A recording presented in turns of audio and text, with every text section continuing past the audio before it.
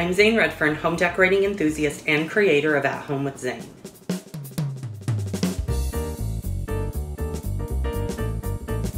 So welcome back everyone. Today I want to share with you a very simple home decor idea. And this was sort of prompted by a recent gathering that we had at our home. And one of the ladies who was over made a comment about these topiary boxwood balls. And after her making this comment, I guess, have you ever done something and you sort of thought, well, that's just obvious, you know, I think everybody probably already sort of knows that this is an option, or they get it and there's really no reason to share this type of thing.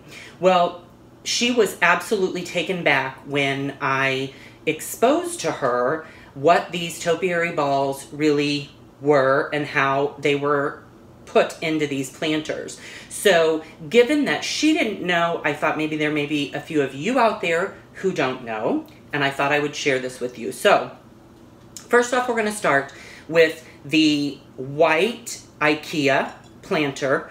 I'm certain that most all of us, if you have an Ikea in your area, you have one of these planters, I promise.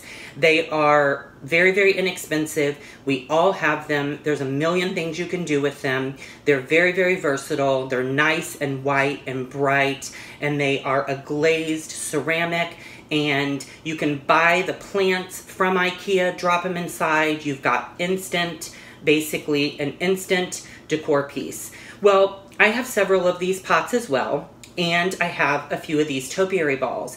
So the comment that she had made was, where did you find topiary balls in a planter that large?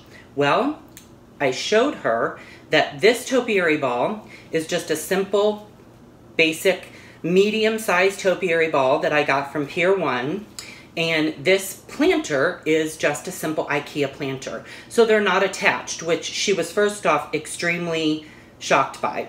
Secondly, I explained to her that all I did was put a little grocery bag. You could use newspaper, you could use shred paper, whatever you want. You just stuff it in there a little bit so that it will raise the ball up a little bit higher. I put a little grocery bag in there. I put my topiary ball right on top, and there you go. I have a nice, large, substantial topiary planter.